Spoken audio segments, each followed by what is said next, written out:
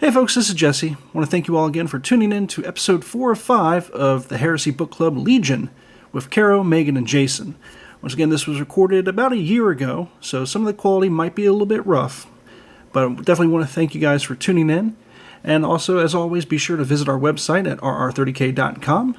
You can find us on Facebook and Twitter at rr30k podcast. Follow us on Instagram at rr30k. You can join our Discord server, which links are in the show notes. And you can find us on Apple Podcasts, Spotify, or wherever you listen to your favorite podcasts. We'll be recording here next week, live in person, some new episodes for you to enjoy. And before we begin today, I definitely want to thank all of our patrons who have supported us throughout the years. We greatly appreciate all your support to make this podcast the best it can be.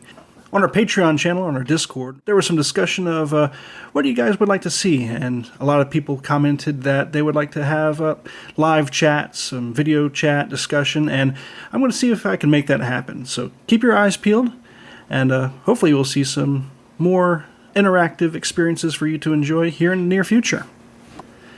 And of course, right now I'd like to thank all of our patrons, starting with our Praetor tier, Alex Self, Taco Tuesday or Bus 22 Rock and Roll McDonald's, Chaplain SR, Chris Mack, Garner.Tree of Woe, Joe from Music City Heresy, Luke Rizzuto, Matthew Boyce, Mr. Baldwick, Nicholas Quenga, Sarah Luther, and What's Ligma? Our Legion Centurions, Aaron Maynard, Andrew N., Angry Boy, Dave Jones, Duncan, John Christensen, M. Tanzer, Queen Corswain, Scott LeMay, The Original Applesauce, Ed, and Gorkrow. And finally, our Legion Sergeants, Agrippina, Emily O'Hare, Garrett Lowe, Mr. Sear, Nick Gillen, The Zoe, and What Do I Call Myself? And with that, let's get started.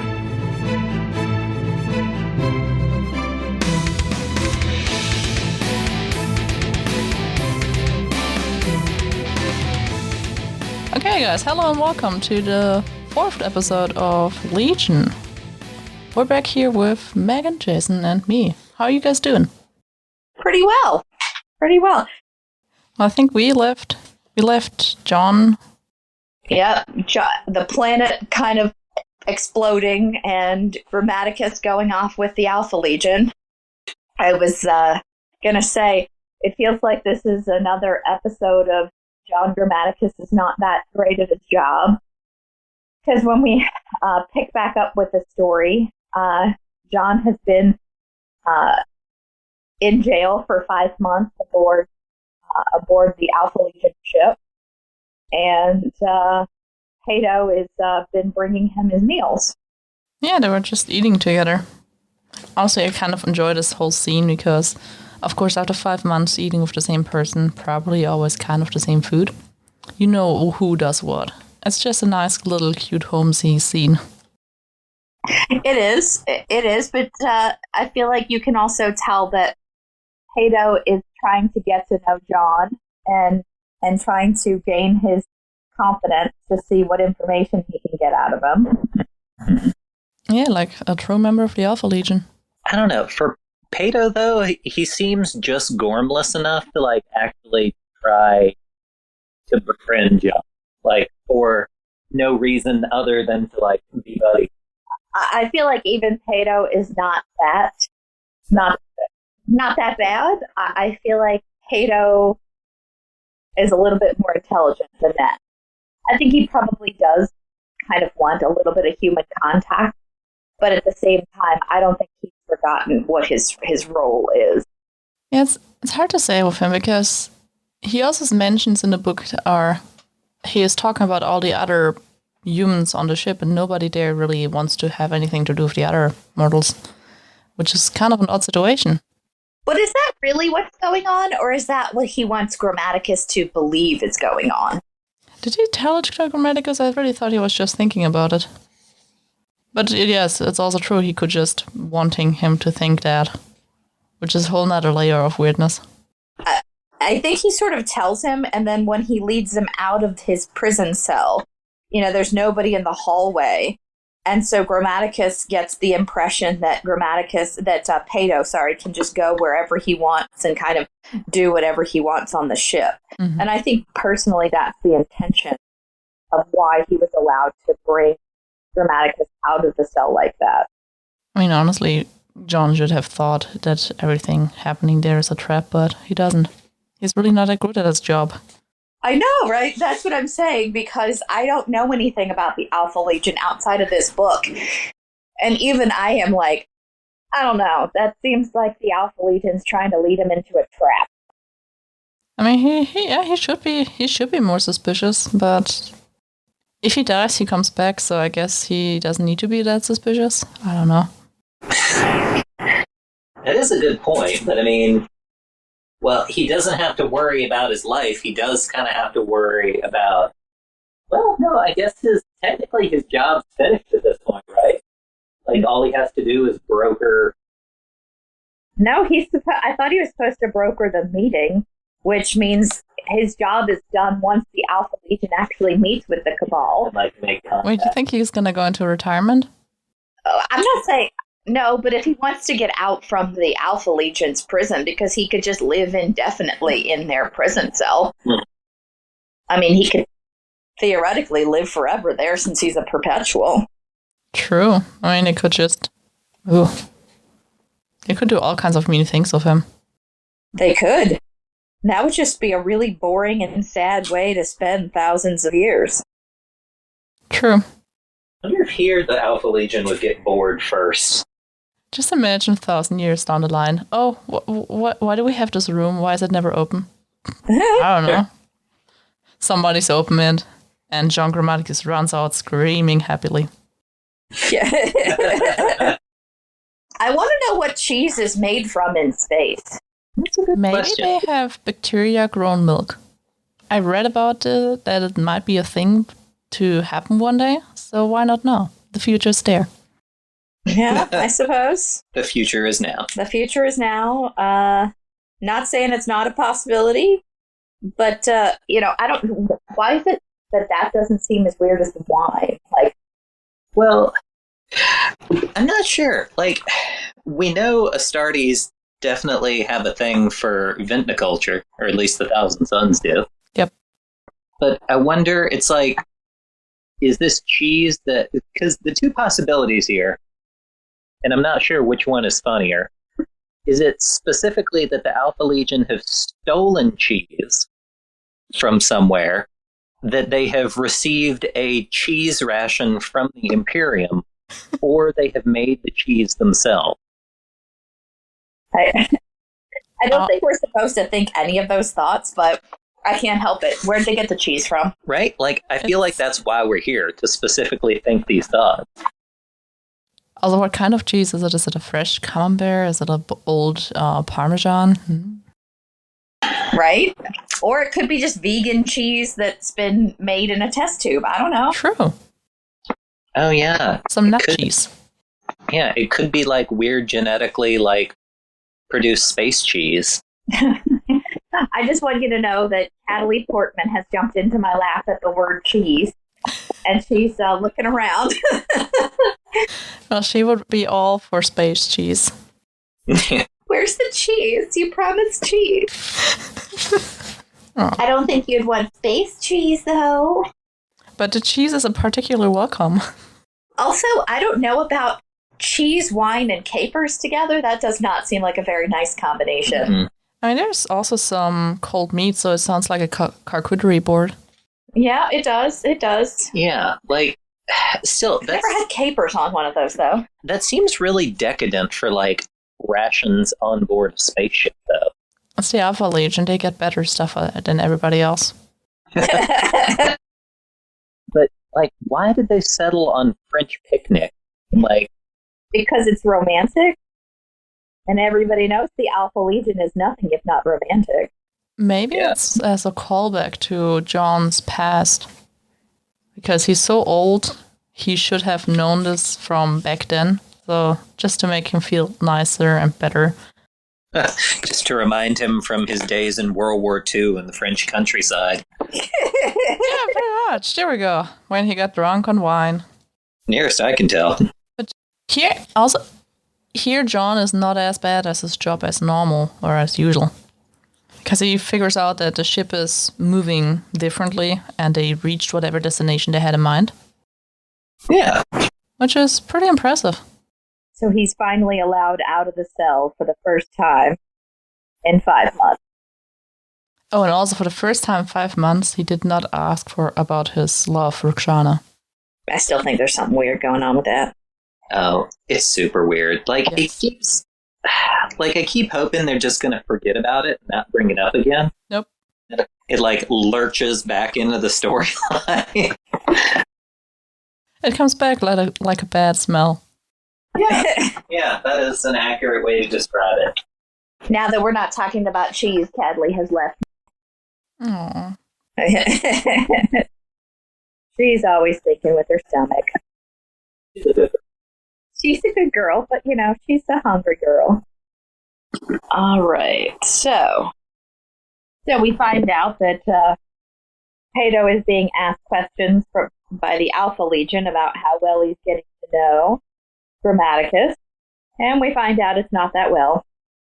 So, sort of, not really. It's just, like, surface stuff. He's not really getting anything interesting. Yeah. Except that he's still interested in Roxana. Yeah. It's kind of odd because on one hand it sounds like they want to figure stuff out from John, but at the same time they don't really ask many questions. Is that the Alpha Legion's tactic? Hey, come here, we wine and dine you, and we talk about the nice pleasantries in life. We'll take you on an imagined French picnic, and then you tell us your deepest secrets. That's how this works. See where it goes from here, right? But, I mean, obviously, the first captain thinks he might, like, have come to some revelation, because he even says, like, that he wants Pato to hang out, like, right next to his side for the next few days for any, like, stunning, insights he might have concerning Grammaticus. He spent more time with him than anyone else. Did anybody else even try, though? Yeah. Yeah, no one else really tried at all. I mean, they were considering having the creepy psyker having his go at him again. Yeah. Which I'm happy for John that has not happened. I mean, why not just send somebody in there to talk to him every once in a while? I mean, that's what Pato does. Sort of, but... He doesn't really try to ask him any questions, though. You'd think in 5 months he'd be like, hey, why are we going to this planet? What can you tell me about the planet? Probably sounds like a broken record. Well, he does bring up the point that, at the very least, they know he wasn't lying about Nerf. Yeah, that's true. And we also get finally the first description of what really happens there, because in typical fashion, after we left them to run away from the planet, this all happens 5 months later. There's just no explanation in between. Mm-hmm. Hand waving away. Yeah, I don't know. Megan can tell you, I'm like just consistent complainer when it comes to like time jump. I can't stand like lazy time jumps in writing, which really, I feel like Dan Abnett is better than a 5 months later hand wave, but I think it's that you're a completionist and you want all the nitty-gritty details, and you're like, I want to know how that wine happened. I want to know how that cheese happened. Right.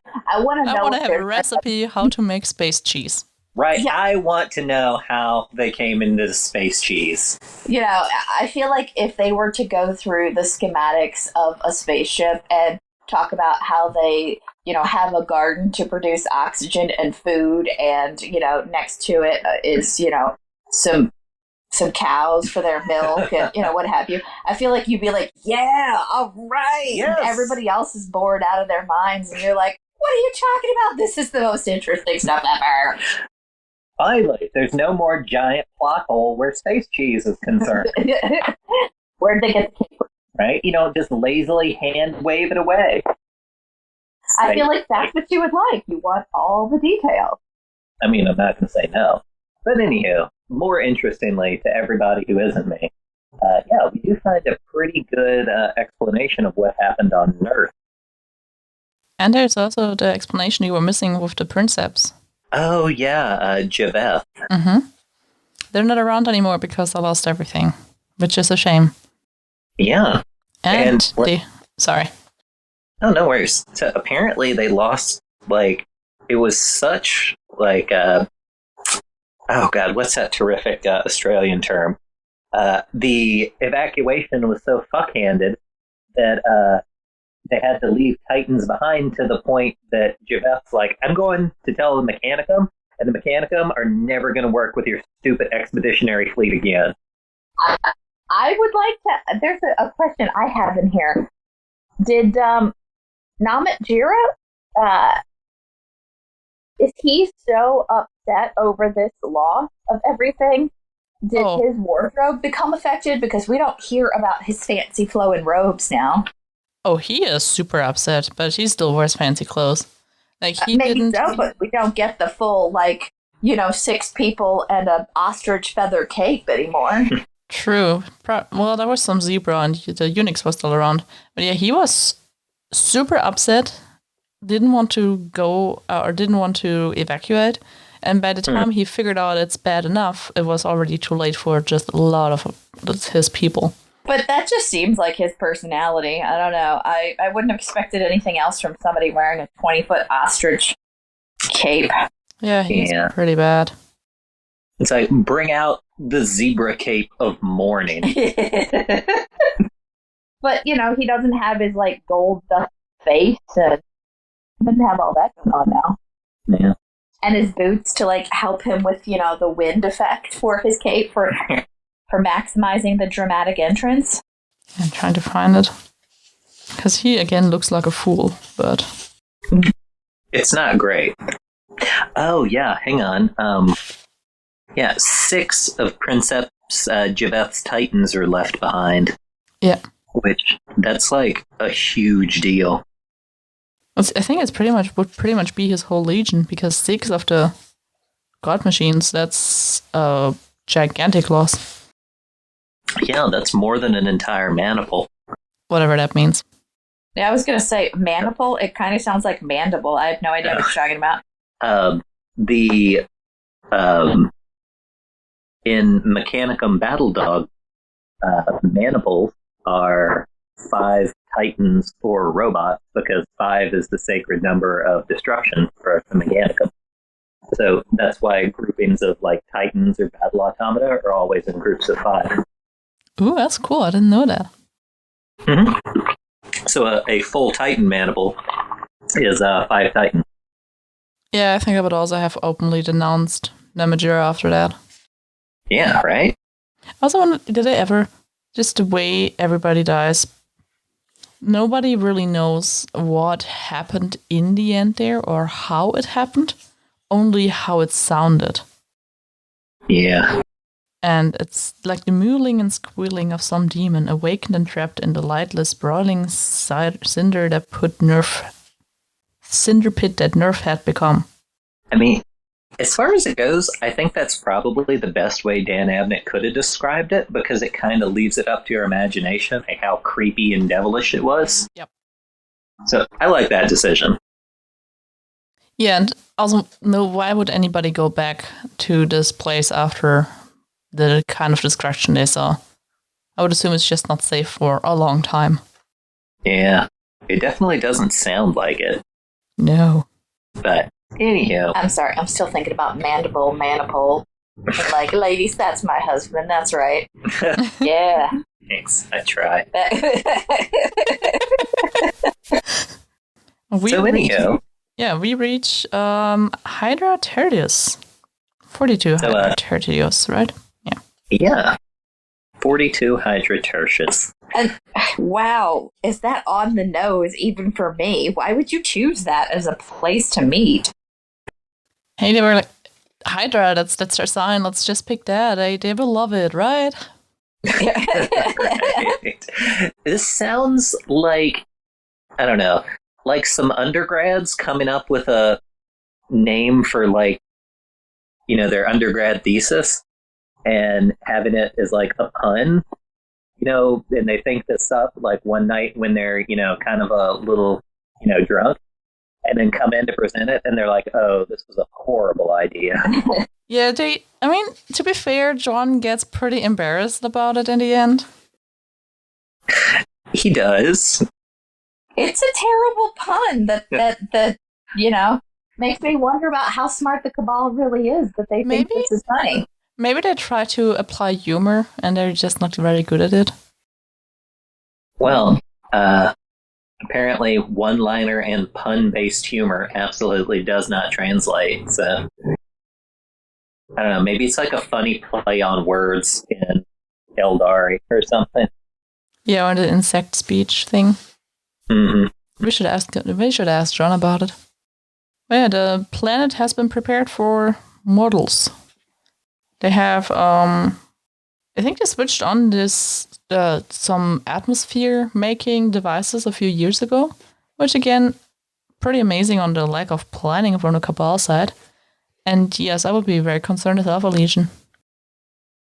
I mean, it does, well, not that everything doesn't make them suspicious, but that's like immediately a red flag to them. Yeah. Like, oh, these terraforming devices have been going for years already? Nobody should have. At what point would you... I mean, the whole thing's suspicious. Grammaticus at least already told them that they'd been trying to reach out to them for several years.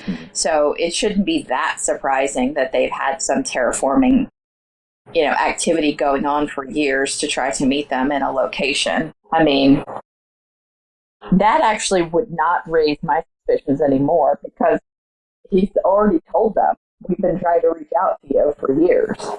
Yeah, I think what makes it more suspicious is the fact that the landing sites look the same way on this planet. Right. What they found on Earth.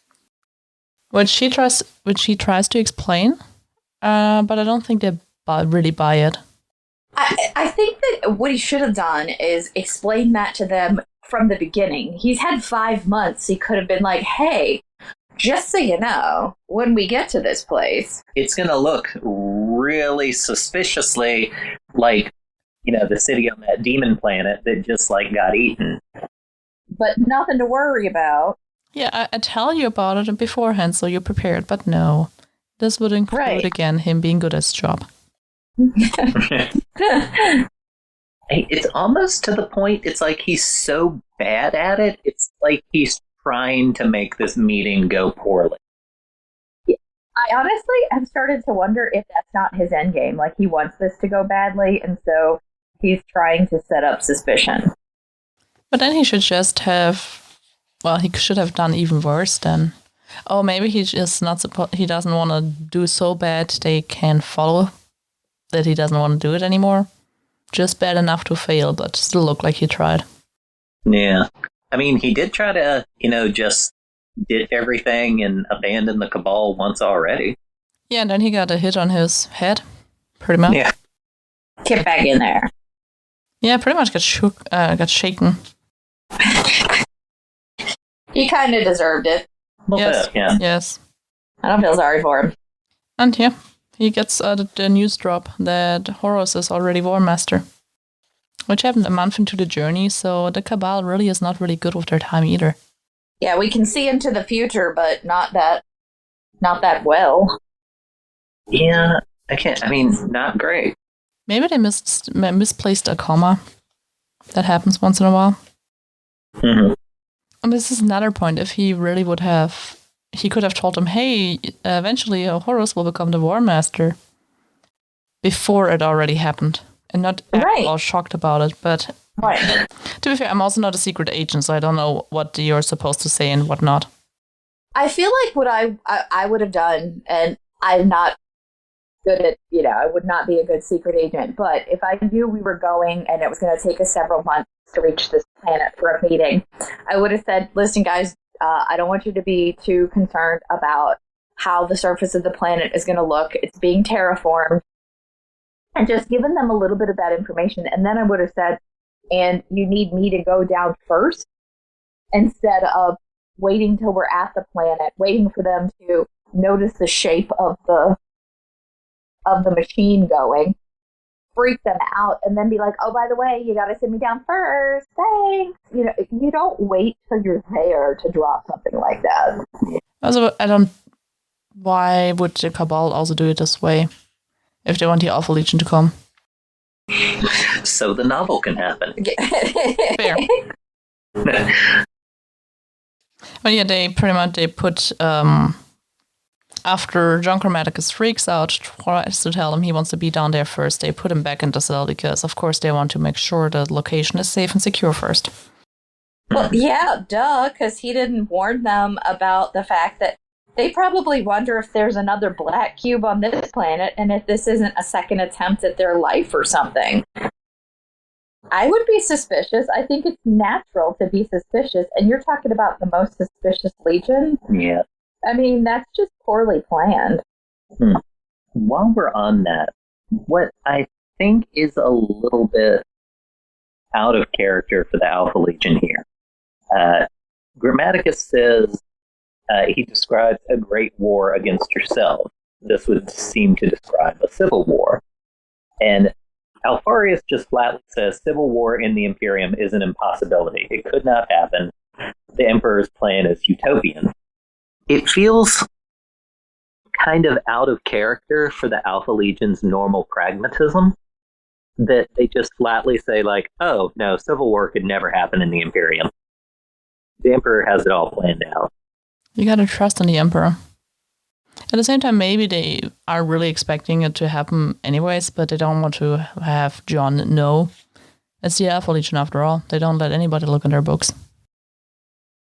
Yeah, I mean, well, we find out, and this is a little out of our scope of practice, but in some of the Heresy Black Book, they talk about how the Alpha Legion were definitely running simulations of legions fighting other legions far before it actually happened. So, I mean, the idea has to have occurred to them, but I don't know, maybe they're just trying to put on like a super, united front against someone they could consider an enemy and just not give anything away to John. Yeah, just That's keep it. It's about all I can think of. Yeah, pretty much keep it hidden from the Cabal. Don't prove them right already. Yeah. Even though it's not even Cabal, it's just John, but he's one of them, so you have to be protective of everything. I don't know. I feel a little bit bad for him. And see, that, like Megan was saying earlier, at the end of the paragraph here, when Alfarius says that, we're going to commit a landing party, chuck Grammaticus back in the cell, and Grammaticus is talking about, like, just constantly, he's like a broken record. We don't have time. You're wasting time. All of this time is being taken up. We got to keep going. We don't have time.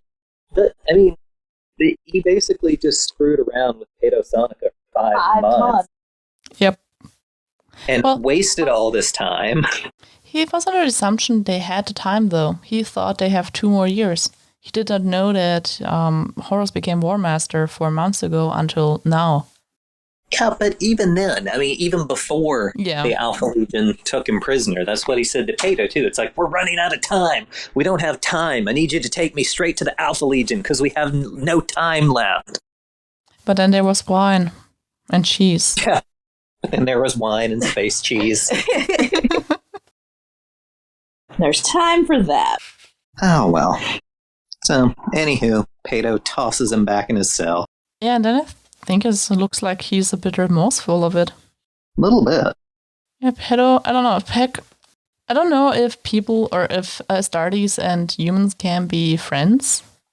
Maybe Peck and Paedo are, as much as they can be. Mm-hmm.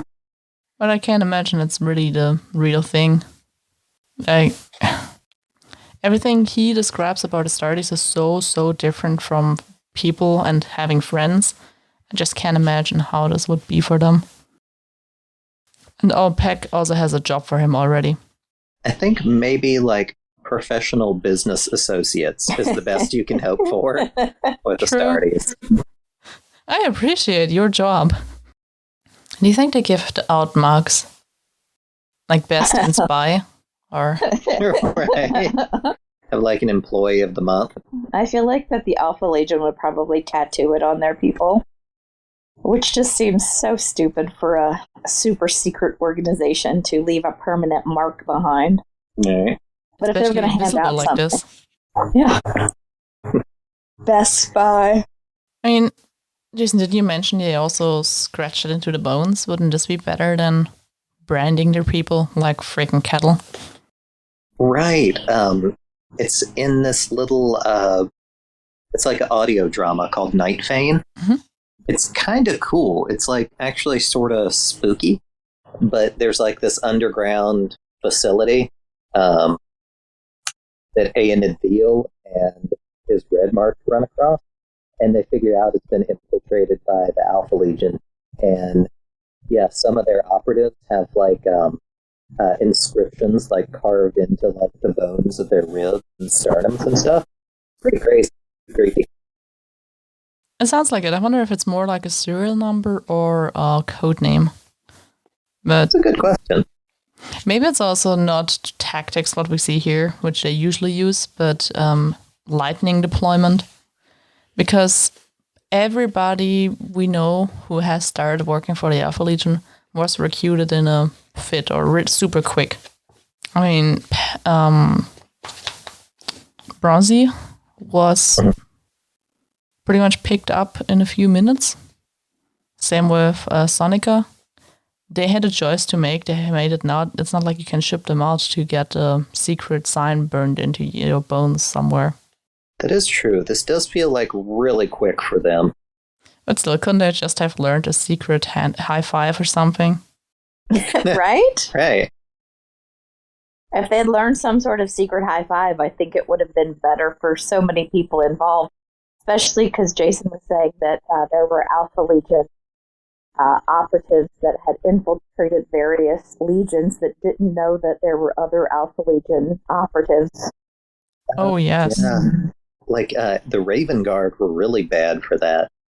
It's like there were Alpha Legion operatives working their way through on objectives, not knowing they were causing problems for other Alpha Legion operatives that had no idea any of them were like... Well, so, if one of them gets found out, then you still have the alternative, and not everybody blows up at the same time. Oh, yeah. I mean, it feels like the most Alpha Legion thing ever. Yes. I really like that whole storyline with some of like the Alpha Legion infiltrators and some of the Shattered Legion forces. Mm-hmm. It's pretty cool. Like, because apparently during after the Isfahan 5 massacre, they were taking like dead Raven Guard and cutting off their faces and their vocal cords and surgically grafting them on to Alpha Legion operatives and then sending them back, like infiltrating the Raven Guard like evacuation zones. Oh, jeez. That's Right? dark. That's pretty potent stuff. Yes. Okay. No, But getting back to where we are in this story. Yes, let's go there. It's all right. Well, speaking of Bronzy, he and what's left of the Jokers and the Geno 5-2 seem to be doing all right. Yeah, they made it back, so that's already good. Yeah. I feel really sorry for Bronzy, and I feel kind of sorry for all of these, like the Jokers, because they're still trying to recover, and they're being put in a position where they don't know what's going on. They didn't have time to really regroup before they're redeployed, and now they're trying to figure out what's going on, and they have no idea. Really, they're running around like chickens with their heads cut off because they don't know what's going on, and nobody can tell them. Yeah, and they have a super bad boss. Namajira is the worst. Namajira is the worst. It's like we find out that Alfarius, quote unquote, comes to him and says like, hey, I got this super secret project that will pretty much instantly, gloss over all that shame you had from this horrible defeat if you just help me out real quick. Namajira only cares about himself. Yeah. I mean, that's pretty obvious. Which is kind of funny since they keep saying, what is it? genome before. Yeah. What's their little? Geno before Gene. Yeah. Chiliad first, Imperium second. Yeah. Yes. Yet they're led by somebody that really only thinks about himself. He doesn't think about his army at all. Well, I mean, I guess when you get to the point of Lord Commander, it's more of like a political office than an actual, like, military rank. Yeah, but you should still want your army to do well. Well, no, they have to do well. You don't want to put any work in for them to do well. They just have to work. Right. I mean, to Namajira, all of these different, regiments are essentially just numbers and names on a data slate. Yep. Oh, and he doesn't even tell them yet what they will have to do. They just they get a secret message. I don't know when they even are supposed to open it. I think there's a signal or something. But we get a dress scene from Namajira. This reads like he's ready to go to an orgy. It's very odd. So this time his assemble are full-length gloves, button them around his shoulders and armpits. Then the gloves form the sleeves of his dark tan leather doublet. He flexed his finger and settled them into the gloves as another dresser draped a cape of fur and zebra skin over his left shoulder, securing it with a golden fibula. So it's still pretty out there. It is, yeah.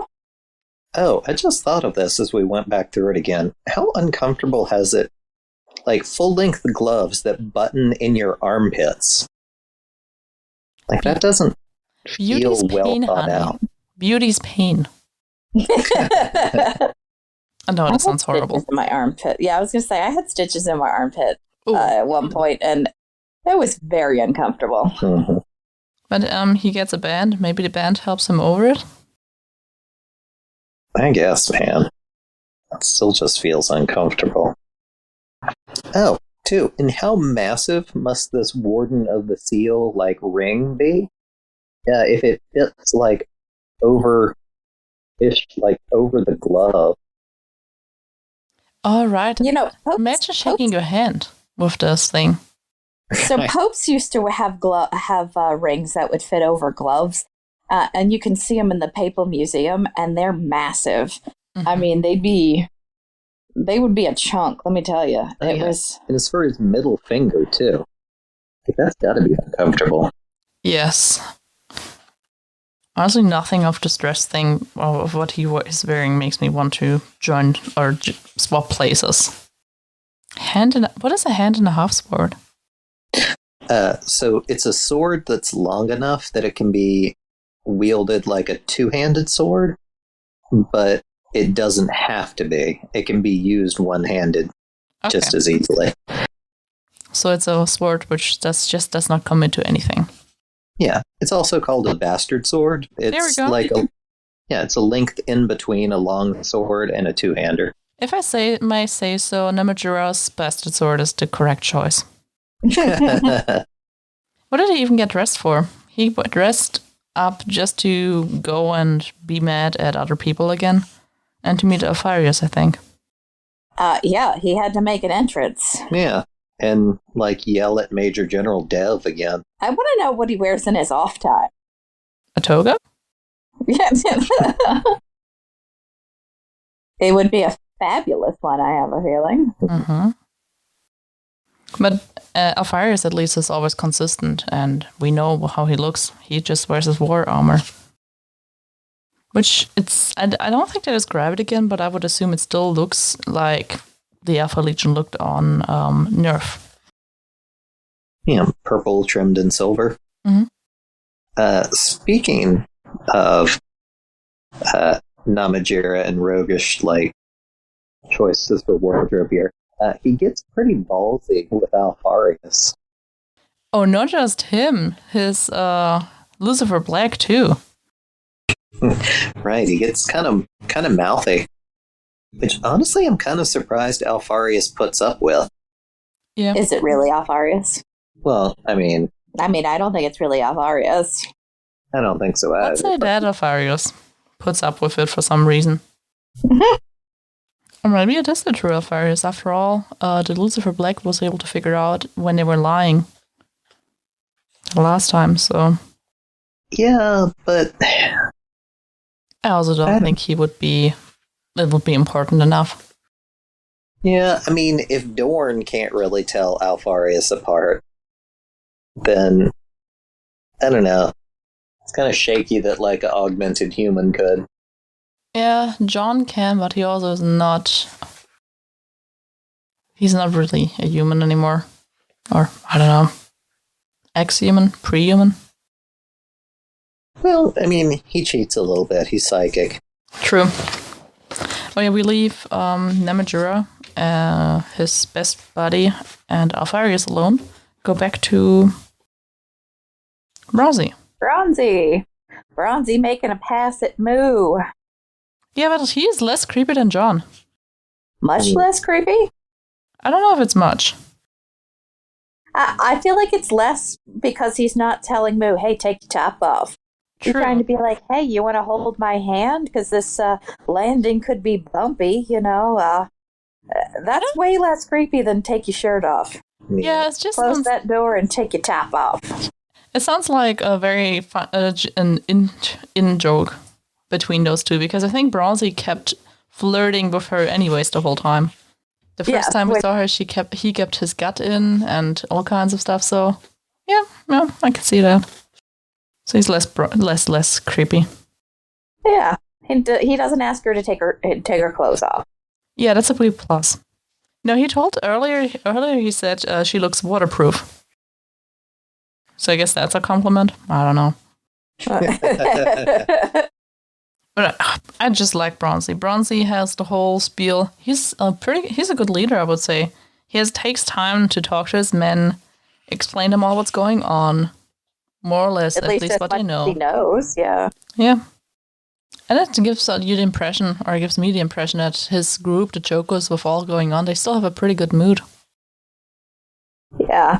I feel like he's trying to rally the troops and make sure that they're, you know, decked out appropriately, and yeah, I feel like he's trying to do the best job he can.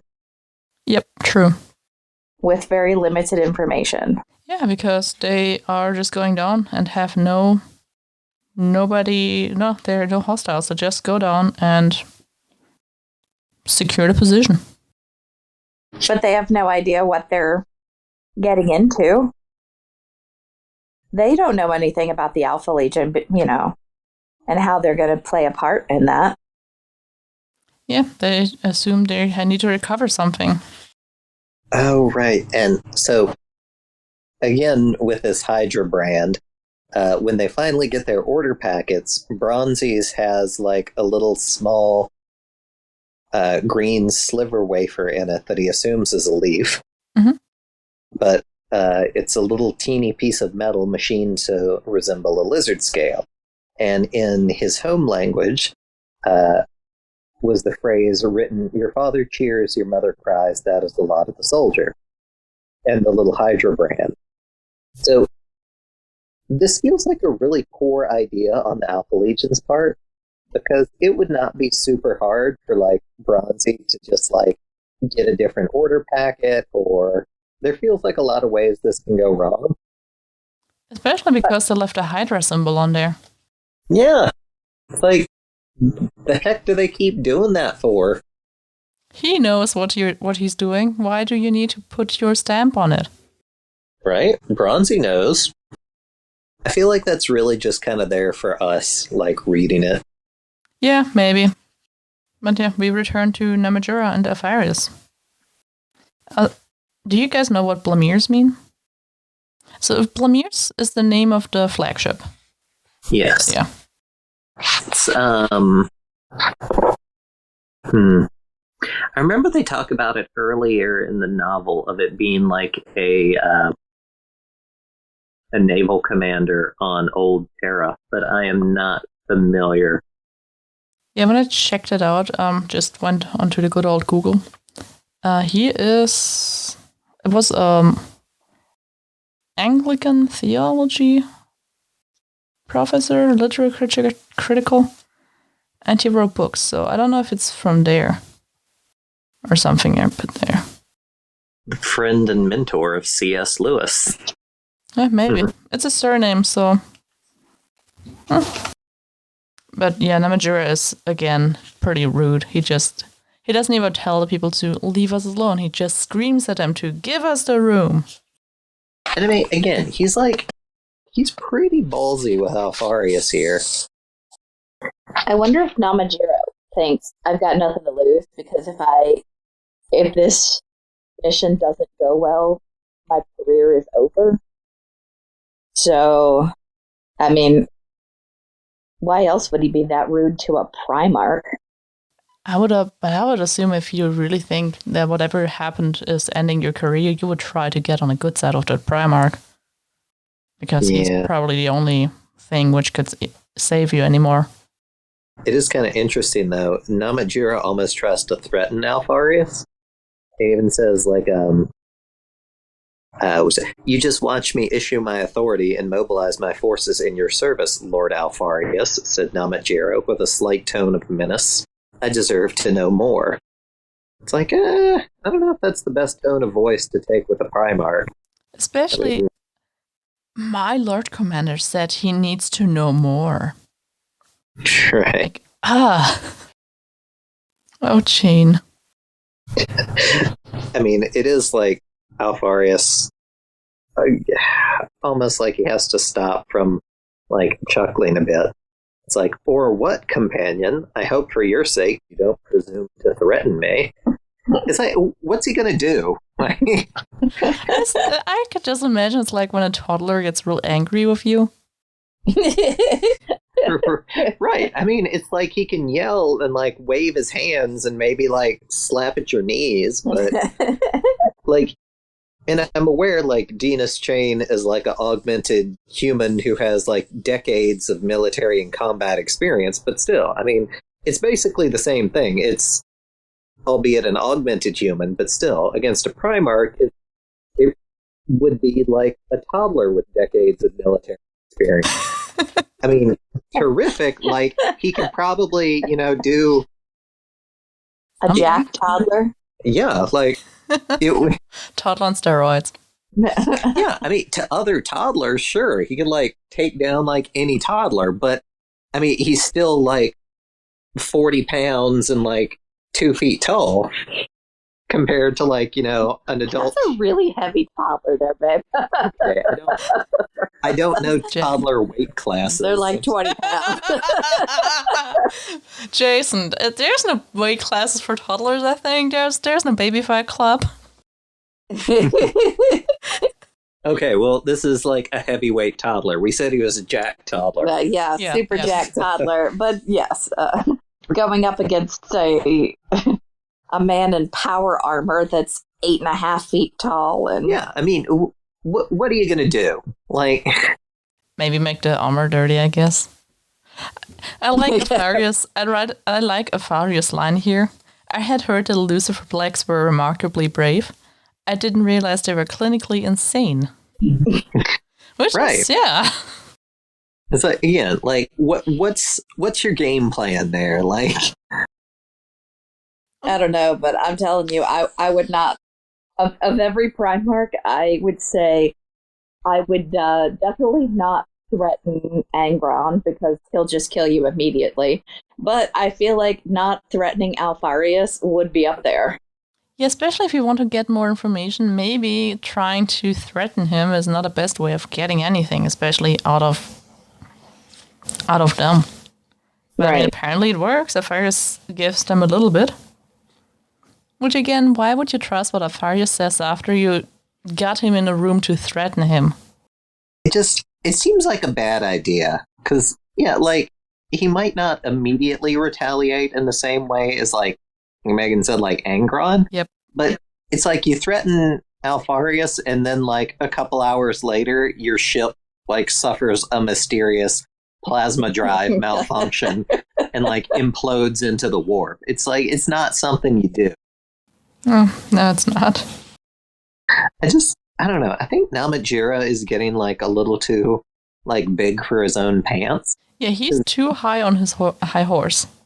Yeah, because he even says, like, he almost, like, mocks Alfarius, like, Oh, are you saying this whole endeavor was inspired by baseless tattles? Dear me, sir, I thought you were shrewd. Yeah, he definitely had too much power. Or he just went insane from the loss. He does not seem to be making very good life choices at this point. Who wears body glove or gloves which are long enough to fit under your armpits makes good life choices? The gold dust mask that does it for me. I don't know. Fair. Yeah. And the day drinking. Yeah, he's day drinking again. He also got a Farius to it. So maybe he just had a bit too much to drink lately. I don't think Alfarius had anything to drink. I think he just held the glass for a while. Probably. Oh, yeah, because, yeah, it even says he put it down, the wine untouched. Oh, okay. I feel like Alfarius would worry that it was somehow Poisonous? I don't know, poisoned or something. So I just feel like that's just not something he's going to do. Yeah. Because even with, like, his physiology that could basically process, like, even more so than a normal Marine, like, process any sort of poison or toxin. Love that he's just, like, so suspicious he doesn't drink it on principle. Yeah, well, he thought the whole thing is so rude, I can't drink wine with this guy. Yeah. But Alfarius gives them some pieces. He lets them know about Henniker a little bit more. Which I kind of shoot, or I don't know. Why does he even give him any information? Maybe he assumes Henniker is a known fact by now, and it shouldn't matter if they get the information. Or maybe he's just like, I'm going to give him a little bit of information because I'm going to kill him later, and he's not going to have time to tell anybody. Yeah, just throw him a bone. Yeah, it does seem... Well, because Namatjira threatens to, like, pull all of his support, and that would be annoying, at the very least. True. So, I think that's probably what Alfarius is doing, is, like, giving him some very, like, baseline, not very useful info, just to, like, make him feel like he's gotten the better of him, just so he won't do anything immediately annoying. Give him a little pacifier. Yeah. And then again, then he gets some information and then he demands to, no, he doesn't ask for it. He's just like, oh yeah, I'm going to be at your side when you talk to those super important secret people, right? Yeah, I think Alfarius is just trying to make him feel better. Yeah, stop him from screaming out too loud. Because they still need the whole fleet to tie down the objective and make sure it's secure and safe. Oh, well. But hey, Chapter 4, we're back with Sonica and Grammaticus. Can I just say, this is another one of those moments where Grammaticus should be more suspicious than he is. Does he really think that he has convinced Hato to go against the Alpha Legion based on no real information and just the crazy yellings that he was doing? Oh, I have turned him to my side. Oh, I have, manipulated him. And why would he think that Sonica would have the ability to change the Alpha Legion's computer so that they won't notice that they're gone for a while? Like, this is the Alpha Legion. They're suspicious of everything. Like, I don't even know the Alpha Legion that well, and I can tell you that Sonica leaving, Hato and John going down to the planet, and them taking Uxor Rakshana with them is all planned by the Alpha Legion. Yeah, and so John tried over all the time to install a control word into Sonica. His control word is super lame too, bad lame. Like, use something cool, right. Please. Bad lame. But he assumes this absolutely worked, even though he also said it should not have worked, and he can't believe that it actually worked. But he believes it. Yeah. Like, it feels like he should be more suspicious there.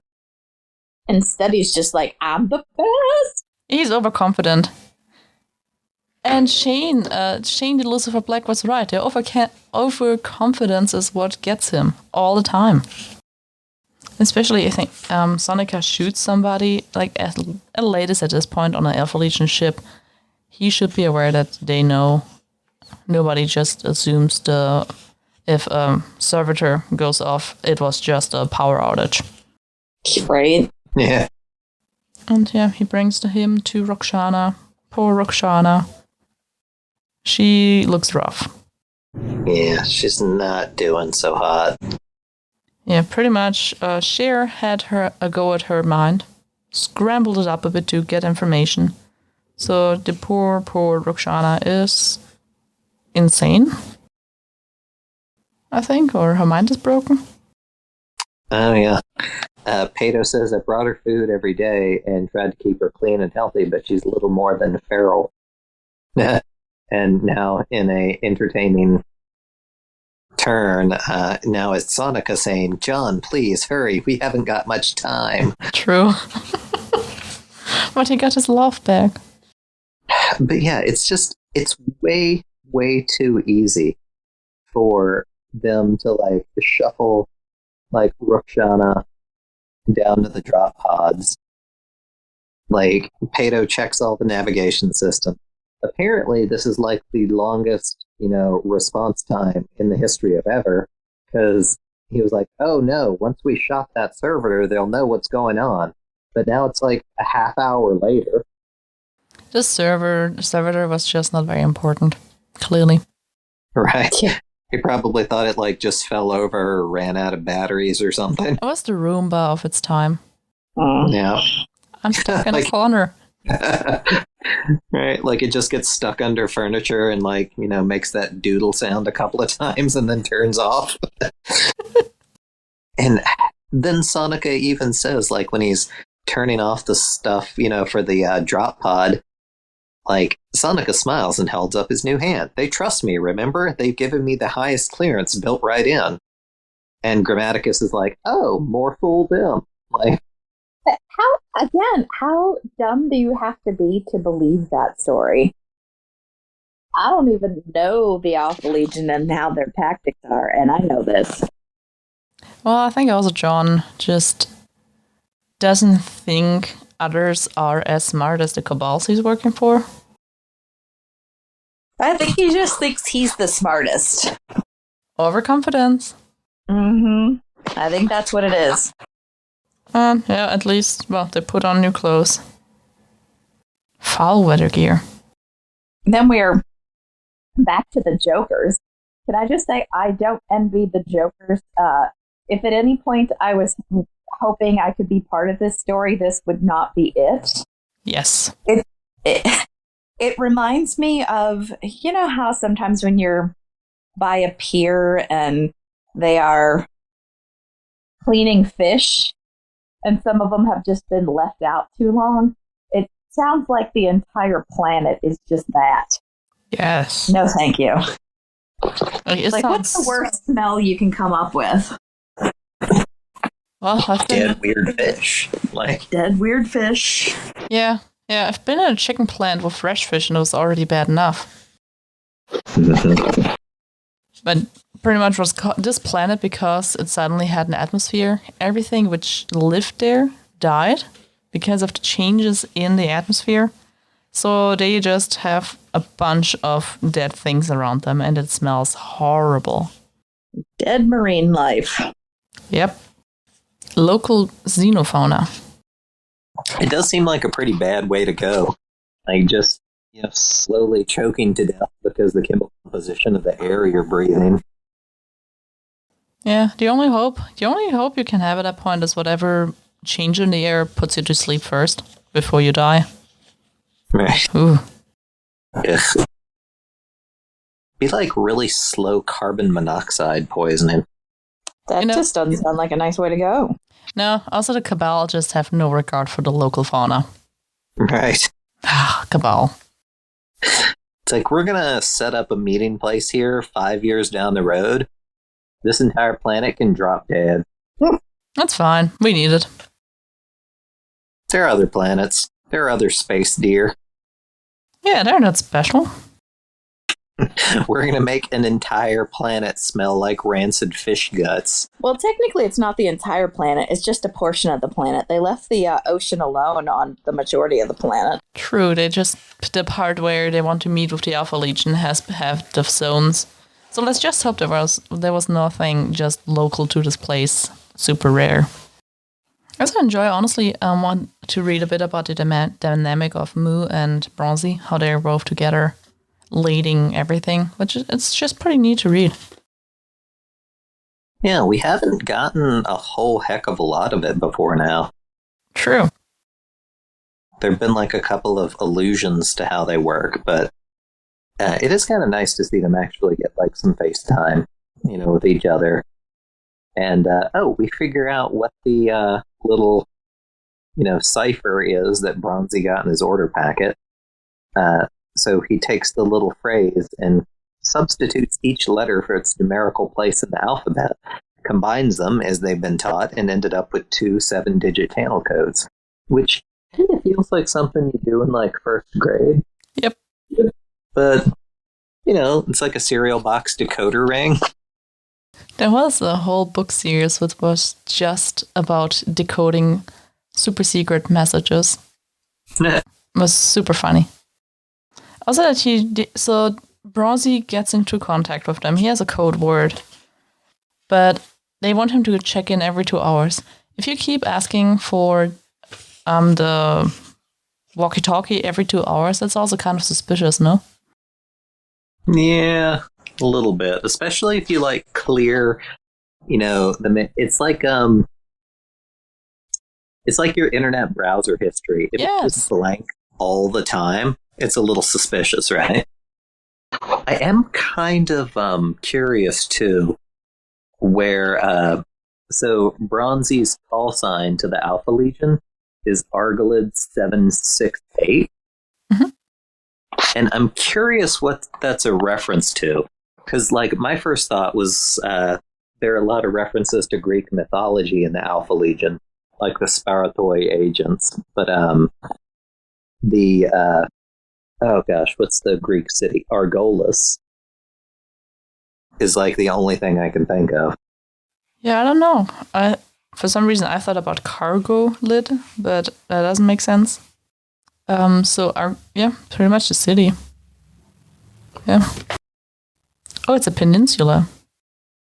Yeah, I think it's in southern Greece. I think they just really like Greece. Is Greece still a thing by the time the Imperium of Men is around? I don't think it is anymore. Yeah. I think maybe Dan Abnett just picked it because it was Greek and sounded vaguely reptilian, I guess. Fair. Seemed like something appropriate. Yeah, also you can't just keep saying a Hydra for everything. Right. Then we jump back, after he had a nice talk with the Alpha Legion, back to Sonica and Grammaticus and Roxana. And they just have a good old time and taking a walk. Just walking to whatever place Grammaticus has in mind, which is interesting. He has never been here, but he knows where to go. I guess it kind of makes sense since all the halting sites are basically the same. But they didn't go to the halting site, I thought. Oh, yeah, you're right. They're just trying to... Oh, man, yeah, so they're outside of it. Yeah, so the Imperial guys take over the halting site, the Shivering Hills. Mm-hmm. But they are going into a cavern, I think, wasn't it? Yeah. And then, Pato is sort of trying to fleece Grammaticus for information. I feel like at this point, Grammaticus is just kind of talking for, us as the readers and, expositing a little bit. Yeah, that's fair. Just trying to explain a little bit what humanity is doing. Or maybe he also just likes to talk, so he doesn't have to think about what else is going on, what could go wrong. Yeah, Grammaticus does like to talk. Yeah. Oh, hey, and Roxana apparently, recognizes him, for one. That's fun. Mm-hmm. Because maybe it's an act. How would you say this? He is so deeply in love. How could she? And she's in love with him. It could never possibly be an act. I don't know. Grammaticus seems to think that like Ruxana's like a total doofus and has like no clue what she's doing. And even now, when she's like, she looked up at him. Konig, she asked. Yes, that's right, Ruxana. It's Konig. It's me. It's like, he's like patting the little dog that just did a trick, But he also believes that, or her mind was scrambled. And Sonika said that she's a little more than feral, so... Because maybe he's also working with the Alpha Legion and he got them all onto the planet because it's part of the Alpha Legion's plan. And all I'm saying is Ruxana was a little too interested in him and trying to hide him from the authorities a little too soon into all of this. And we know she has some psychic abilities. So she could, I feel like, does she have enough psychic ability to hide her mind from Grammaticus? Yeah, maybe. Yeah, we leave them. I think, Konig. Yeah, she recognizes him, starts looking away again. And Sonika takes over everything again, just tries to figure out what John's game plan is. And he doesn't have a game plan. I mean, who thought he did? Just repeatedly asking for stuff when he's not gonna have anything prepared or be ready for anything. Mm-hmm. Oh, John. Yeah. Oh well, they can't all be winners. You just have to wonder where this is going. Looking at everything always, it's just so baffling how inept John is. Yeah. It's like the farther we go, the worse it gets. Yeah, but I like him. I don't know. I don't even know why I like him, but he's he's the worst.